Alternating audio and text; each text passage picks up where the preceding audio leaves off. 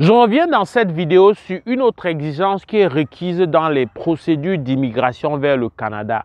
Cette exigence porte sur l'évaluation des diplômes.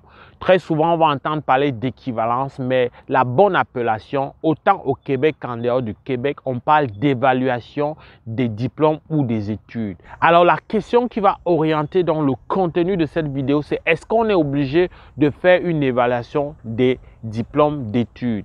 Alors, si je commence par le Québec, c'est sûr qu'à aucun moment donné sur Arima, lorsque tu fais ta déclaration d'intérêt, il n'est exigé nulle part de faire une évaluation comparative des études hors Québec. C'est comme ça que ça s'appelle au Québec.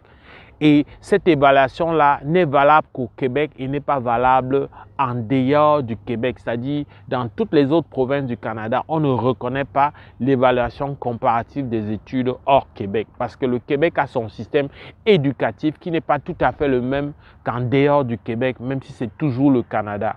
Donc, à aucun moment donné, il n'y a aucun pointage qui soit attribué à quelqu'un qui a fait une évaluation comparative. Donc, tu vois très clairement que pour aspirer, comme c'est le cas de nombreuses personnes que nous avons eu le bonheur d'accompagner et qui ont eu leur CSQ et ensuite leur résidence permanente, ils n'ont pas eu besoin, que ce soit eux ou encore aujourd'hui d'actualité, ils n'ont pas eu besoin nécessairement de faire l'évaluation comparative des diplômes. Ceci étant, pour des besoins de rapidité, pour gagner en temps, pour être rapidement opérationnel et rentable, ben, tu peux anticiper et faire ces démarches-là, mais rien ne t'oblige de le faire pour ce qui est du Québec. Maintenant, si on va au niveau fédéral, je veux dire en dehors du Québec, toutes les autres provinces, les 9 autres provinces et 3 territoires, il y a ce qu'on appelle, l'instrument qu'on appelle l'évaluation des diplômes d'études, EDE. C'est un rapport qui compare ton système éducatif où tu as eu tes diplômes au système éducatif du Canada.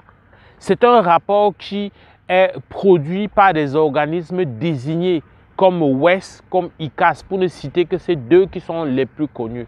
Tu ne peux pas faire une procédure d'immigration permanente en dehors du Québec sans faire l'évaluation comparative.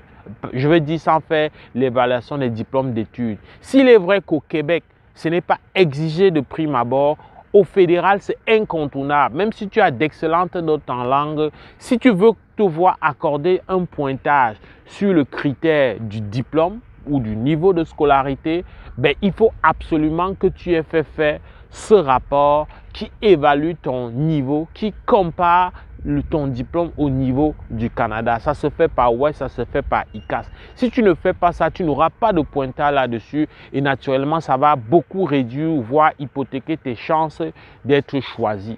Donc, tu vois que c'est deux courants bien différents. Au Québec, c'est facultatif.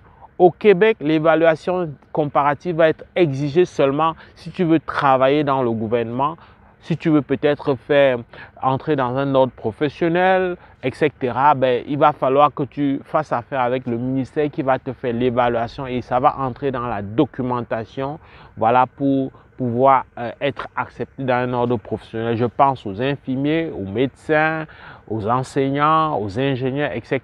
C'est seulement à ce moment-là, lorsque tu veux faire tes démarches pour l'ordre professionnel ou bien tout simplement quand tu veux travailler pour le gouvernement du Québec, là, c'est obligé que tu fasses l'évaluation comparative. Mais en amont, au niveau donc, des procédures d'immigration, à aucun moment donné c'est exigé, il n'y a aucun pointage qui soit accordé là-dessus. Ça ne peut qu'être un atout dans ce sens que ça te permet d'aller plus rapidement. Par contre, au niveau fédéral, c'est obligatoire. Mais ça ne va pas être obligatoire pour une sous-catégorie, pour être complet sur la question qu'on appelle les métiers spécialisés. Là, ce volet à lui seul, c'est généralement les personnes qui ne sont pas allées loin avec l'école. Mais si tu n'es pas allé loin avec l'école et que tu ne démontres pas ton niveau, mais ça peut être un cas particulier. Mais en règle générale, il faut au moins faire la démonstration d'avoir eu le diplôme d'études secondaires pour pouvoir aspirer de manière directe à une éventuelle résidence permanente, à un éventuel statut de résident permanent. J'espère que j'ai répondu très clairement à la question « Est-on obligé ?»